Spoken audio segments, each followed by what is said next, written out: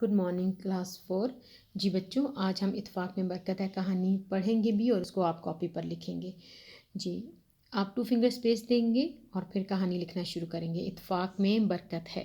एक दफ़ा का जिक्र है कि एक किसान के 4 बेटे थे। वो आपस में लड़ते झगड़ते रहते थे। किसान बेटों के झगड़ने की वजह से परेशान रहता था। आखिर एक दिन उसने उन चारों को बुलाया और लकड़ियों का गट्ठा देकर कहा कि उसे तोड़ कर दो। कोई गट्ठा तोड़ ना सका। फिर उसने गट्ठा खोलकर एक एक लकड़ी तोड़ने को कहा तो बेटों ने आसानी से तोड़ दी।